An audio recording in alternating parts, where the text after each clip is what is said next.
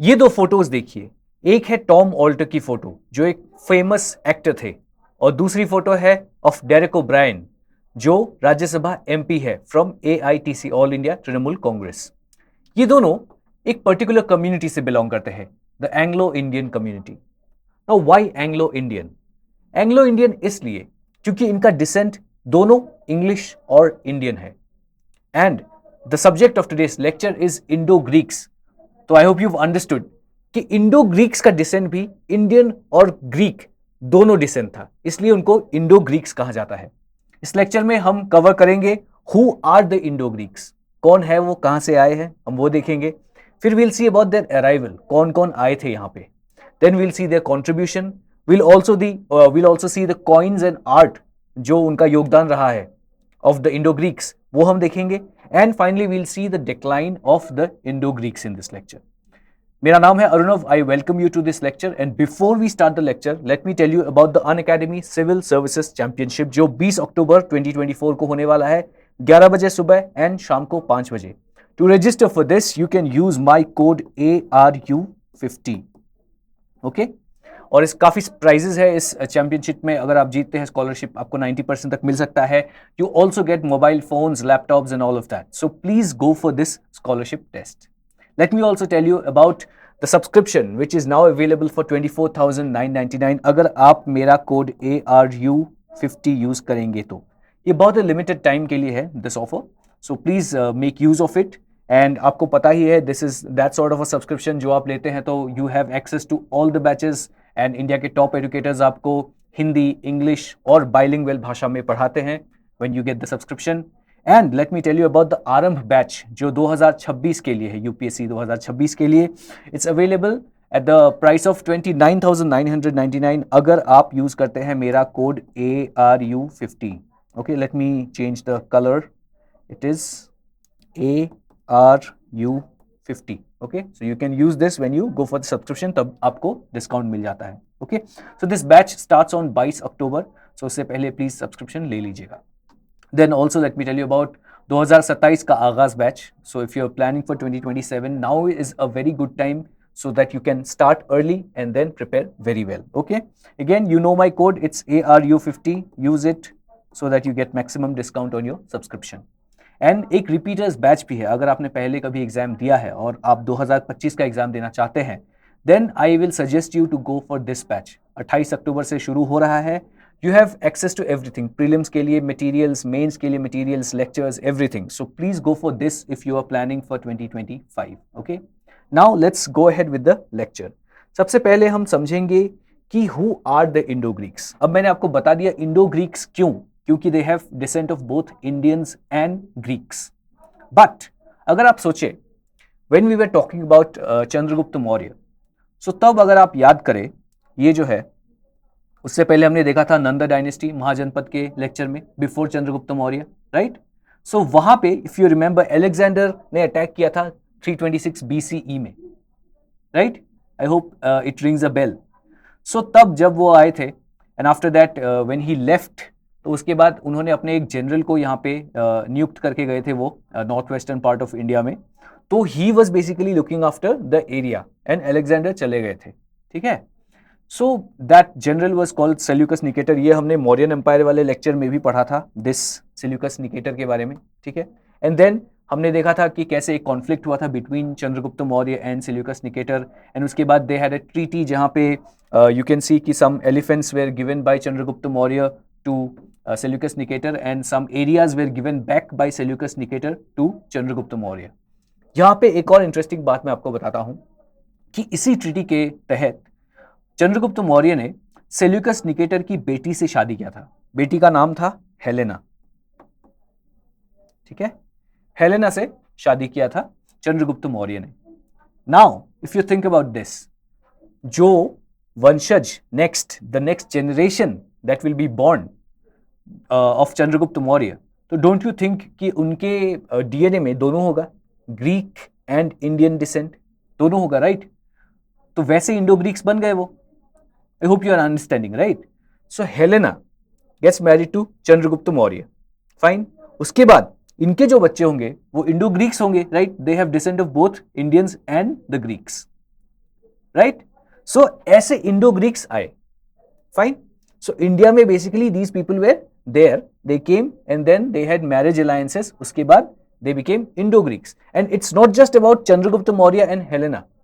बाकी जो लोग थे वहां पे, अपार्ट फ्रॉम सेलेकस निकेटर, और जो लोग वहां पे थे in the north western part of India after Alexander left, जो ग्रीक ओरिजिन के थे, उन्होंने भी they had marriage alliances with the people who are already residing in India.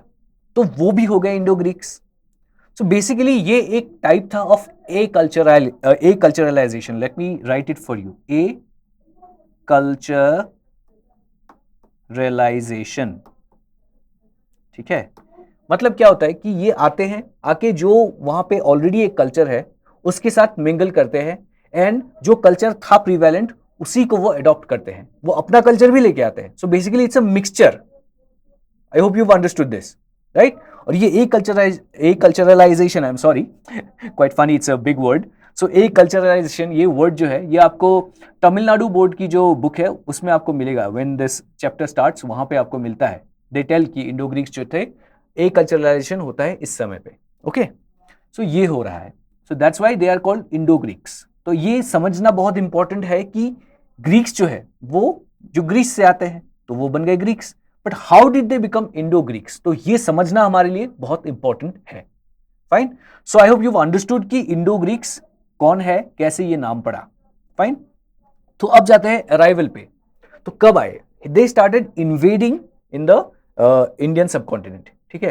तो अब जब तक ये मौर्यंस थे, वी सॉ कि चंद्रगुप्त मौर्य के साथ इनका मैरिज अलायंस हुआ. उसके बाद the rest of the rulers also until Ashoka, तो they were very strong. So they had marriage alliance, तो फैमिली थी, तो ओके, दूर के distant relatives, so it was all fine.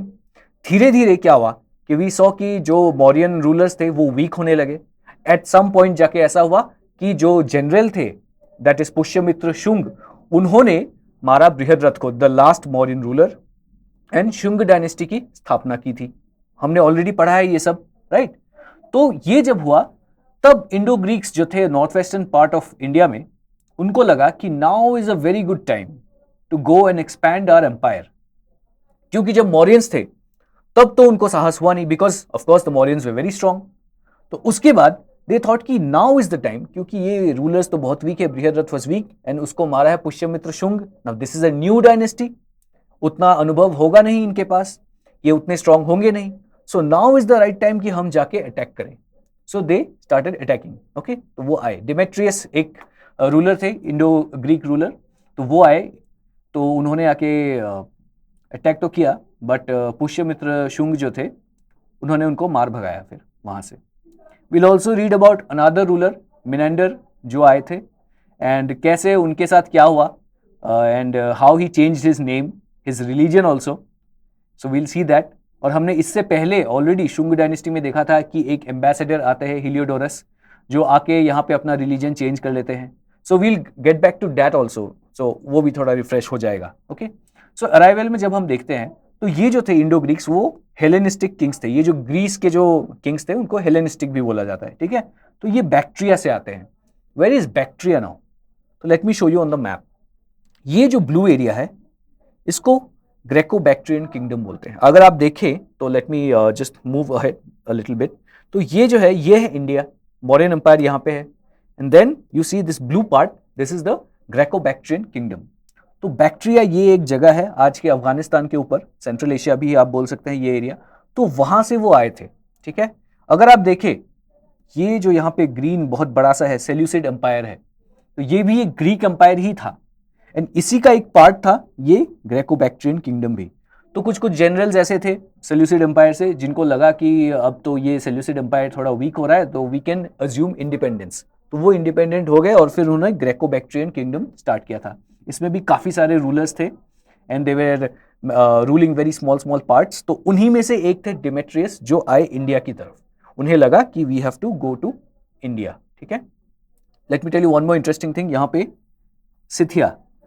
तो इसके बाद इंडो ग्रीक्स के बाद जो लेक्चर है वो होगा अबाउट शाकास, सिथियंस. तो उसके बारे में भी हम पढ़ेंगे. तो ये मैप में दिखाई दे रहा है कि ये ऊपर थे about above the Indo Greeks. ठीक है. तो I am just giving you an idea कि ये भी आएंगे and will study about them also. But for now we are studying about Indo Greeks. तो ये आए इंडिया की तरफ, ठीक है। तो कहां से आए, I hope you understood, map देख लिया है आपने, आइडिया हो गया आपको। Now first came into India after the fall of Mauryan empire. जैसा मैंने आपको बोला कि Mauryan empire was very strong, तो इसलिए वो उस समय उनका साहस हुआ नहीं कि वो आए, पर जब पुष्यमित्र शुंग ने बागडोर संभाली मगध की, तो उनको लगा कि now is the time that we have to go and attack, ठीक है। सो डेमेट्रियस के बारे में बोला, डेमेट्रियस 180 BCE में आए थे, तो ही established Indo Greek rule in parts of Punjab. तो वो आए तो थे, पर पुष्यमित्र शुंग के साथ उनकी लड़ाई हुई एंड वो हार गए। तो फिर वो कुछ पार्ट्स ऑफ पंजाब, तो वहां पे जाके उन्होंने सोचा कि यहीं पे अभी थोड़ा रूल करते हैं, क्योंकि हम आगे तो बढ़ नहीं पा रहे। तो so they were looking for an opportunity कि अगर थोड़ा आगे बढ़ पाए, so will try and going into Magadha also. पर वही है कि पुष्यमित्र शुंग ने उनको आगे बढ़ने नहीं दिया, ठीक है। एंड फिर I told you about Menander also. Menander is the most celebrated Indo Greek ruler. क्यों है, तो ये हम देखेंगे थोड़ी देर में। And they ruled over basically the Indo Greeks, तो वो रूल करते थे नॉर्थ वेस्टर्न इंडिया और अफगानिस्तान में। तो आपने मैप ऑलरेडी देख ही लिया है, तो वहां पे रूल कर रहे थे, ठीक है। सो नाउ ये पुष्यमित्र शुंग जो है, इनके बारे में हमने देखा था कि डिफीटेड बैक्ट्रियन किंग डेमेट्रियस, इस लेक्चर में हमने शुंग डायनेस्टी वाले लेक्चर में देखा था, राइट। और इसके बारे में हमको कहाँ पता चलता है, पतंजलि में। पतंजलि ने जो लिखा था उनकी एक कंपोजिशन वहां पे पता चलता है, and also in Malvika Agnimitram, ये हमने लास्ट लेक्चर में काफी डिटेल में देखा था, ठीक है। तो यहां से हमको पता चल रहा है इसके बारे में कि डेमेट्रियस आए थे और वो हार गए फ्रॉम पुष्यमित्र शुंग। फाइन, आगे बढ़ते हैं इसके बाद। So we have already covered all of this, ठीक है। So then look at the contributions. तो यहां पे let me tell you something interesting about Menander, right, the celebrated king. तो मिनेंडर आते हैं यहाँ पे इंडिया में, एंड जस्ट लाइक डेमेट्रियस, तो वो सोचते हैं कि शायद हम कुछ कर पाएंगे, कब्जा कर पाएंगे हम मगध पे। वो आते हैं एंड तभी एक रूलर होते हैं शुंग डायनेस्टी के, वासुमित्र, तो उनसे कॉन्फ्लिक्ट हो जाता है इनका, मिनेंडर का, ठीक है। तो मिनेंडर फिर हार जाते हैं, हार के फिर वासुमित्र बोलते हैं go back to your home, जहाँ से आए थे वहीं पे चले जाओ। वो चले जाते हैं। जब वो जा रहे होते हैं तो तब वो मिलते हैं एक बुद्धिस्ट मंक से, ठीक है। उनका नाम था नागसेना। तो नागसेना से जब मिलते हैं तो नागसेना पूछते हैं कि आप इतने दुखी क्यों हैं। तो मिनेंडर वो बोलते हैं कि गया था मैं उधर, I thought I will be able to expand my empire, पर वहाँ पे तो हार गया मैं, हरा दिया मुझे, काफ़ी मार पड़ी मुझे, तो अब मैं वापस जा रहा हूँ घर। तो नागसेना बोलते हैं कि काफ़ी दुखी लग रहे हो आप। तब मिनेंडर बोलते हैं कि लाइफ में बहुत दुख है, क्या करें अब। तब नागसेना बोलते हैं, if you remember the Buddhism वाला लेक्चर, तो वहाँ पे हमने क्या पढ़ा था कि अगर आपकी डिज़ायर्स है तो सफरिंग होगी। तो नागसेना ने भी वही बोला कि डिज़ायर है आपका, you want to win so many places, right, kingdom को बढ़ाना है and all of that, right. तो क्योंकि डिज़ायर्स है आप में, तो इसलिए सफरिंग तो होगा ही, दुख तो होने ही वाला है आपको। So you have to kill your desires ताकि सफरिंग ना हो। और ये जो debate, I am sorry it's not debate, basically ये जो कॉन्वर्सेशन हुआ नागसेना और मिनेंडर के बीच में, तो इसी को कंपोज करके एक बुद्धिस्ट लिटरेचर लिखा गया था, इट्स कॉल्ड मिलिंद पन्हो, ठीक है। तो मिनेंडर ने जब ये कॉन्वर्सेशन किया तो he had a very different perspective on life, he got a very different perspective of life कि अरे लाइफ तो ऐसी भी हो सकती है कि we can not have desires, then we will not have sufferings. उन्हें पता नहीं था इसके बारे में, and he was very impressed by this idea. और उसके बाद वो अपना रिलीजन चेंज कर लेते हैं, वो बन जाते हैं Buddhist, right. And I told you कि ये जो कॉन्वर्सेशन हुई इनके बीच, इसको मिलिंद पन्हो कहते हैं, ठीक है। क्वेश्चंस ऑफ मिनेंडर, बेसिकली अगर इंग्लिश में बोले तो क्वेश्चंस ऑफ मिनेंडर है इसका मीनिंग। फाइन, तो established a strong hold in north western India, ये इंडो ग्रीक्स का कॉन्ट्रीब्यूशन रहा। उसके बाद they introduced Hellenistic art and coinage. Greece का जो आर्ट फॉर्म है, जो कॉइनेज टाइप है, वो इन्होंने इंट्रोड्यूस किया था यहाँ पे। इसके बारे में भी हम देखेंगे, will take a look at the coins also, ठीक है। Menander embraced Buddhism, famous for Milinda Panho, तो ये तो मैंने ऑलरेडी आपको बताया मिलिंद पन्हो के बारे में, ठीक है। तो अगर आप देखें यहाँ पे, ये नॉर्थ वेस्टर्न पार्ट है, यहाँ पे इनका स्ट्रॉन्ग होल्ड था, ठीक है, ये हमने समझ लिया। फिर उसके बाद अगर आप देखें Milinda Panho, this book, of course this is in English, पर ये जो है बुद्धिस्ट का एक काफ़ी इंपॉर्टेंट लिटरेचर माना जाता है, Milinda Panho, because you get answers to a lot of questions. So if you remember, Buddhism वाले चैप्टर में, लेक्चर में, या जैनिज्म वाले लेक्चर में हमने पढ़ा था कि ये जो पॉइंट है इन आइडियोलॉजीज का, इन फिलोसॉफीज का, इन रिलीजियंस का, the point is to find the answer to what is next, life में नेक्स्ट क्या है, right? And you get the answers in these books. काफी सारे कैनोनिकल के बारे में मैंने बोला था, जो प्राइमरी लिटरेचर जो होता है किसी भी रिलीजन का, वो कैनोनिकल लिटरेचर होता है. This is a non canonical literature, मतलब ये प्राइमरी लिटरेचर तो नहीं है, लेकिन उस रिलीजन के बारे में हमको काफी कुछ पता चल जाता है इस लिटरेचर से भी. सो मिलिंद पन्हो में वैसा ही कुछ बहुत हमको पता चलता है about the ideas of Buddhism, about the philosophy of Buddhism, and this is how we can learn about the idea of कि व्हाट नेक्स्ट. जो सफरिंग के बारे में जो इतना कुछ बोला है बुद्ध ने, तो उसके बारे में भी हमको बहुत कुछ यहां से पता चल रहा है. Fine. So I hope you've understood this also. So quite interesting, right? अगर हम सोचे इस बारे में कि कोई आता है इंडो ग्रीक, जो जिसको लगता है कि वो विजय कर लेगा on the most fertile part of the world, और फिर वो आते हैं, फिर वहाँ के राजा से वो हार जाते हैं, फिर जब वो वापस जाते हैं, becomes a very philosophical person, वो सोचने लगते हैं कि क्या है जीवन का सार, what is the meaning of this life. और तभी वो मिलते हैं एक ऐसे व्यक्ति से जिन्होंने उनके लाइफ का पर्सपेक्टिव ही चेंज कर दिया था. So quite interesting, right? How many times do you see something of this sort happening? तो ये बस if you think about it very what do I say? If you think about it very seriously, तो आपको ये पता चलेगा कि the way things have panned out across India, across the history of India, it has only added to the rich culture and heritage and philosophy of the Indians, right? तो यही बात है. Now let's move ahead. इस पे if I tell you, ये हमने पढ़ा था पिछले लेक्चर में भी, राइट? ये पिलर जो है, तो why am I showing you this? तो यहाँ पे जो हम देखते हैं combined Greek and Indian influences in administration, military and culture, तो ये जो है, फिर यहाँ पे भी है हेलेनिस्टिक आर्ट एंड कॉइनेज. तो ये क्यों? क्योंकि we see all of these things. जैसे ये पिलर, गरुड़ पिलर भी बोला जाता है, ये भी हमने देखा था. जैसे मिनेंडर ने बुद्धिज्म एम्ब्रेस कर लिया, वैसे ही हम देखते हैं भागभद्र के कोर्ट में एक हिलियोडोरस नाम का एम्बेसडर आता है, and then he becomes Bhagavata. If you remember that, he embraces Hinduism. So it means ये जो आ रहे थे इंडो ग्रीक्स, जो आ रहे थे इंडिया में, तो वो इतना इन्फ्लुएंस हुए by the religion, by the ideas, by the philosophies, कि वो उसको एडॉप्ट कर लेते हैं. This is what is acculturalisation. काफी लंबा वर्ड है, मेरे से बोला ही नहीं जा रहा है. ए कल्चरलाइजेशन, ठीक है, जो आपको तमिलनाडु बोर्ड की बुक में फर्स्ट पेज में ही आपको दिखता है, first page of this chapter, वहां पे आपको दिखता है ये. सो this is something how you can sum up the entire time. ये जो टाइम है इंडो ग्रीक्स का, अगर किसी को, अगर आपको समझाना होता है, so this one word, acculturalisation, that is the entire summary of this time Indo Greeks का. ठीक है. उसके बाद if you see combined Greek and Indian influences, ये सब हमने ऑलरेडी देख लिया. Now let's move at coins and art.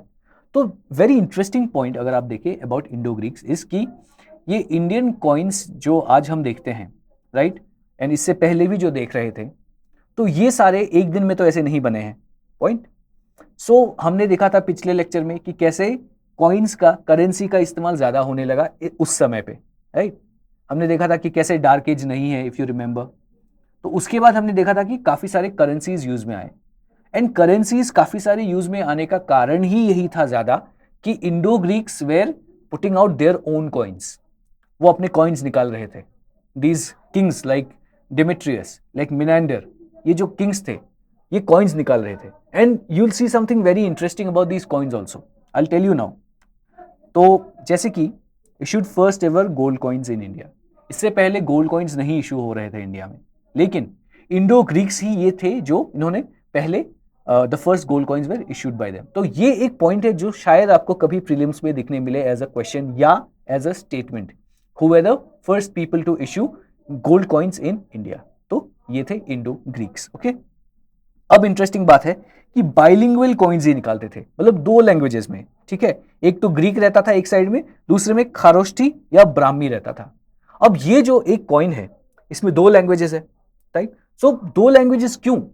तो इसका मतलब ये जो ग्रीक रूलर्स बोलना चाहते हैं बेसिकली कि हम अपने लैंग्वेज में तो निकाल ही रहे हैं, पर आपके कन्वीनियंस के लिए हम आपके लैंग्वेज में भी कॉइन को लिख रहे हैं, राइट। तो इसलिए ग्रीक में तो था ही, एंड खारोष्ठी या ब्राह्मी में भी था, so that it is easy for you to use the coin, आपको समझ में आए इजीली, इसलिए यूज हो रहा था, राइट। सो जब when ever you see something of this sort, कि जैसे वो अपना लैंग्वेज नहीं थोप के दे आर ट्राइंग कि जो ऑलरेडी प्रिवेलेंट लैंग्वेज है उसका भी यूज हो, सो इसका मतलब अगेन यू सी कि ए कल्चरलाइजेशन हो रहा है। So they are respecting that language also and they are trying to prove कि ठीक है हमारा लैंग्वेज तो है, but we are also trying to take your language into consideration, and that's why हमारे जो कॉइन्स है वो दो लैंग्वेजेस में जा रहे हैं, ठीक है। एक साइड में ग्रीक है, दूसरे में खारोष्ठी या ब्राह्मी है, फाइन। और ये जो again interesting point, coins depicted Greek gods alongside Indian deities, तो एक साइड में ग्रीक गॉड जीयस और दूसरे में Vishnu.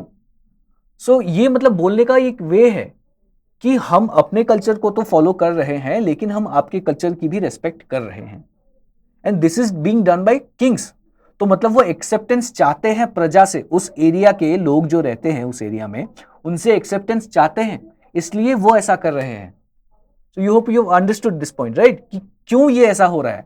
Otherwise normally you see कि कोई अगर यहाँ पे कॉइन इंट्रोड्यूस करेगा तो वो अपने लैंग्वेज का करेगा जो उनका लैंग्वेज है, बिकॉज वो होता है ना सुप्रीमेसी कि मेरा लैंग्वेज बेस्ट है, मेरे गॉड्स बेस्ट है, तो यू सी दैट। पर यहां पे आप देखिए कि ऐसा नहीं हो रहा है। Here they are giving importance to both, कि मेरा लैंग्वेज, मेरे गॉड्स तो इंपॉर्टेंट है, बट आपका लैंग्वेज, आपके गॉड्स भी इंपॉर्टेंट है। This is how they are trying to gain the trust of people, क्योंकि वो बाहर से आए हैं, तो अगर उनको ट्रस्ट गेन करना है तो ये क्या करेंगे, लोकल्स का ट्रस्ट गेन करने के लिए ये ऐसा कुछ करेंगे कि कॉइन्स लोकल लैंग्वेज में निकालेंगे, गॉड्स हिंदू गॉड्स के पिक्चर्स भी होंगे कॉइन्स पे। So this is what they were trying to do, fine. And their art merged Hellenistic and local styles paving the way for Gandhara art.